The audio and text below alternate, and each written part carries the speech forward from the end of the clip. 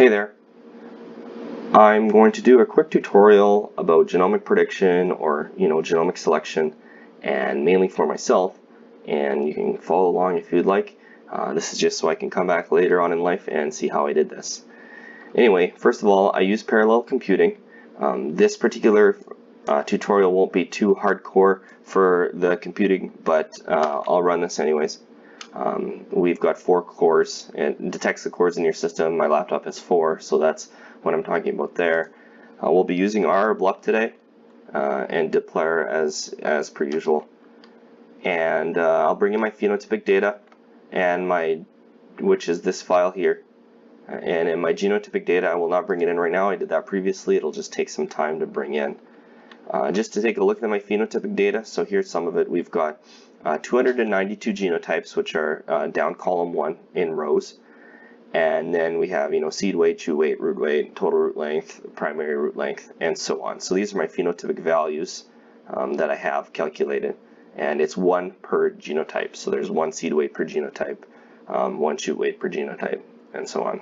The genotypic clusters, the genotypic markers, they're SNP markers. They're labeled 0, 1s, or 2s, depending on the allele.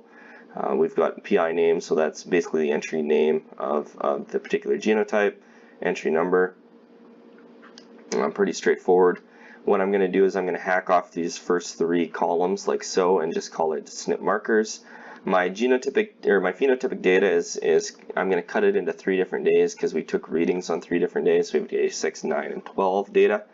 And then just to make sure that the phenotypic data that I took and the genotypic data that I brought in are aligned, just by looking at the entry numbers, and you can see here that they all line up. And I checked this out earlier, and everything is in sync. And that's very important when you're bringing in 2 different files from 2 different places. You want to make sure that your phenotypic data matches your genotypic data. So next we can impute in case your genotypic data isn't perfect, which it often is not. I use the a.mat function within RR-BLUP, and you can calculate the max that missing and your input method, or your impute method. I use the default. You can always look this a.mat function up. Anyways, I labeled it impute, and then I went into the impute object and grabbed the imputed out of there and set it to my SNP markers. So this should be my SNP markers for, I believe there's about 35,000 SNPs that I have. And did I run that? Why didn't it show up here? Anyway, they should be good to go. I did this prior, and they should be all right. So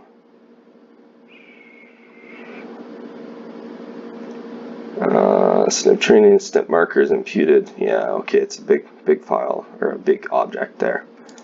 For my phenotypic data, you can always only use 1 at a time, and what I've usually done in the past is created a loop to kind of run through each column. We're just going to be focusing on 1, and out of my day 9 data, which I have here, I'm going to select the primary root volume. So we're going to set that as pheno. So this is my phenotypic data now, and it's just 1 long column of 292 of them, 1 for each genotype.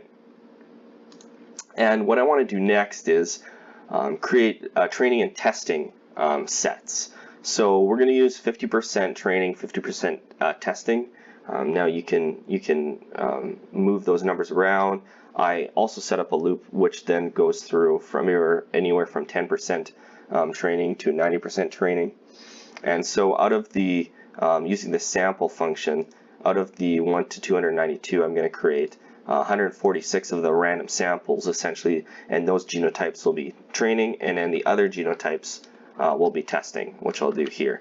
So set difference from the training entries, we'll set them to the testing entries. So the training entries, 146 numbers between 1 and 292, and here are the 146 other numbers between 100 and 292 to make the other set, the testing set.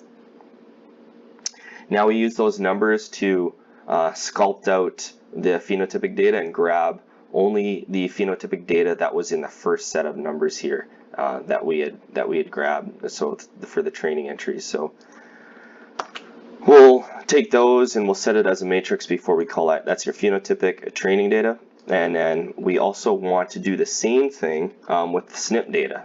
So here we have my SNP data from previously. We want to use those training entries numbers as well, same type of function with the matrix, and make that as your training data. So these are paired, and then here these are paired as well. So instead of using training data, here's the testing data, so the other side of the equation essentially. So those 146 entries that we are not using to train the model.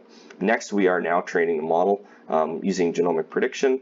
The mix solve function within RR-BLUP, you can read up about it just in the help, and you can see what you want to put in the arguments.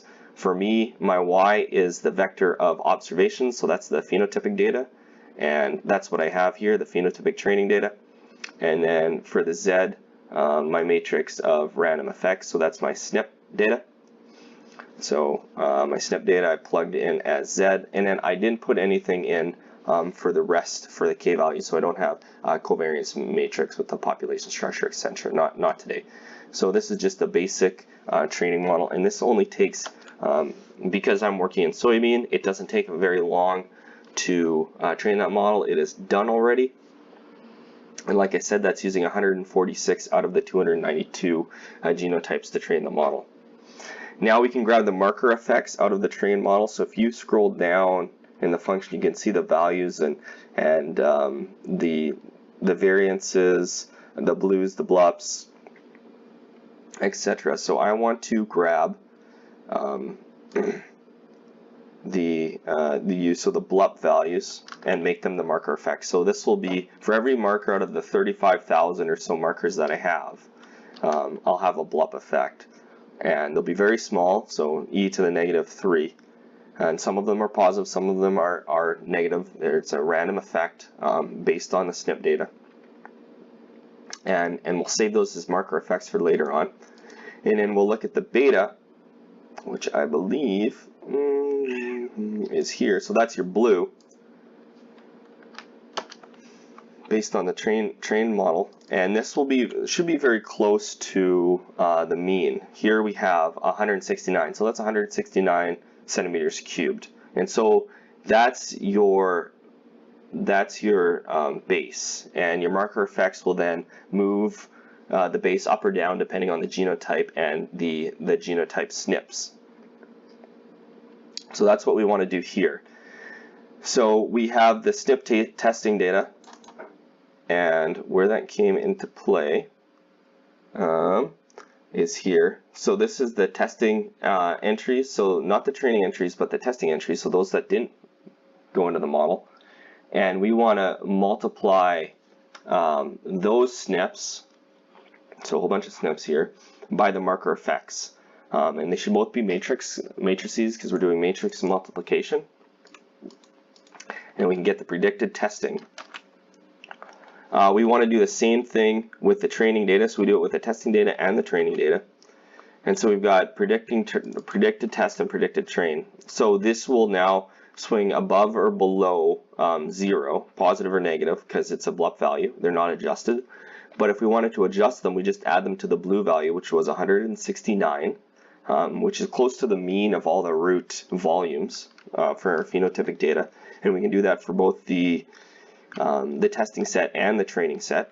So now looking at the testing set result, it should kind of go around, balance around 169, I believe. So we got 150, 160, 170, you know, and around that area.